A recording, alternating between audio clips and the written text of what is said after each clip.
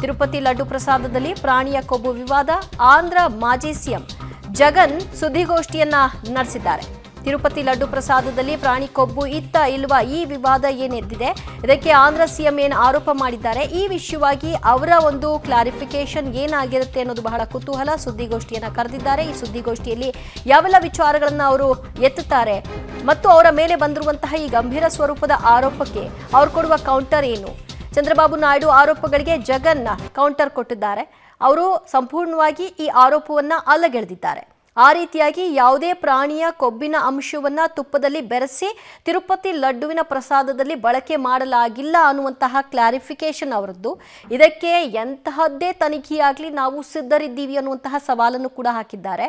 ಮತ್ತು ಒಂದು ಕಡೆಯಲ್ಲಿ ನಿನ್ನೆ ಅವರು ತಿರುಪತಿಯಲ್ಲೇ ಬಂದು ನಾನು ಆಣೆ ಪ್ರಮಾಣ ಮಾಡ್ತೀನಿ, ಚಂದ್ರಬಾಬು ನಾಯ್ಡು ಕೂಡ ಬಂದು ಆಣೆ ಪ್ರಮಾಣ ಮಾಡಲಿ ಅಂತ ಸವಾಲು ಹಾಕಿದ್ದಾರೆ. ಇನ್ನೊಂದು ಕಡೆಯಲ್ಲಿ ಕಾನೂನಾತ್ಮಕವಾಗಿ ಈ ಹೋರಾಟವನ್ನು ಕೈಗೆತ್ತಿಕೊಳ್ಳುವಂತಹ ನಿಟ್ಟಿನಲ್ಲಿ ಹೈಕೋರ್ಟ್ ಮೊರೆ ಹೋಗಿದ್ದಾರೆ.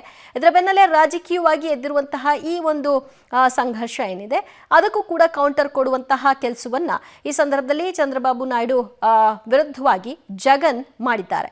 ಯಾವೆಲ್ಲ ವಿಚಾರಗಳನ್ನ ಇಲ್ಲಿ ಕ್ಲಾರಿಫಿಕೇಶನ್ ಕೊಡ್ತಾರೆ ಅಂದ್ರೆ, ತುಪ್ಪ ಎಲ್ಲಿಂದ ಯಾರಿಗೆ ಗುತ್ತಿಗೆ ಕೊಟ್ಟಿದ್ರು, ಆ ತುಪ್ಪ ಎಲ್ಲಿಂದ ಖರೀದಿ ಮಾಡಿದ್ರು, ಅದಕ್ಕೆ ಪರೀಕ್ಷೆಗಳನ್ನ ನಡೆಸಿ ಆ ಪರೀಕ್ಷೆಯಿಂದ ರಿಪೋರ್ಟ್ ಏನು ಬಂದಿತ್ತು, ಅದರ ಆಧಾರದ ಮೇಲೆ ಆ ತುಪ್ಪವನ್ನು ಬಳಸಿದ್ರ, ಮತ್ತು ಈ ಕಳೆದ 4-4.5 ವರ್ಷಗಳ ಅವಧಿಯಲ್ಲಿ ಯಾರ್ಯಾರಿಗೆ ಗುತ್ತಿಗೆ ಕೊಟ್ಟಿದ್ರು, ಎಷ್ಟು ಗುಣಮಟ್ಟದ ಪರೀಕ್ಷೆ ಆಗಿತ್ತು, ಆ ಗುಣಮಟ್ಟದ ಬಗ್ಗೆ ಏನು ವರದಿ ಇದೆ, ಯಾವ ಮೊತ್ತಕ್ಕೆ ಆ ತುಪ್ಪವನ್ನು ಖರೀದಿ ಮಾಡಿದ್ರು, ಇದೆಲ್ಲದರ ವಿವರಣೆಯನ್ನು ಕೊಡ್ತಾರಾ? ಕಾದು ನೋಡಬೇಕು. ತಿರುಪತಿ ಲಡ್ಡು ಪ್ರಸಾದದಲ್ಲಿ ಪ್ರಾಣಿಗಳ ಕೊಬ್ಬಿನ ಅಂಶ ಬಳಕೆ ವಿಷಯವಾಗಿ ಸಿಬಿಐ ತನಿಖೆಗೆ ಕಾಂಗ್ರೆಸ್ ನಾಯಕಿ ಆಗ್ರಹಿಸ್ತಾ ಇದ್ದಾರೆ. ಇದು ಹಿಂದೂಗಳ ಭಾವನೆಗೆ ಧಕ್ಕೆ ತಂದಿರುವಂತಹ ವಿಚಾರ.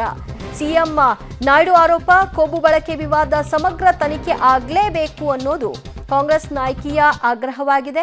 ತಿರುಪತಿ ಲಡ್ಡು ಅದೊಂದು ಭಾವನಾತ್ಮಕ ಒಂದು ಸಂಬಂಧ. ಅದರ ಪಾವಿತ್ರ್ಯತೆಗೆ ಧಕ್ಕೆಯನ್ನ ಯಾರಾದರೂ ತಂದಿದ್ದಾರೆ ಅನ್ನೋದಾದ್ರೆ ಮುಲಾಜಿಲ್ಲದೆ ಅವರ ವಿರುದ್ಧ ಕ್ರಮ ಆಗಬೇಕು. ಈ ಆರೋಪ ಬಗ್ಗೆಯೂ ಕೂಡ ತನಿಖೆ ಆಗಲಿ ಅಂತ ಹೇಳಿದ್ದಾರೆ.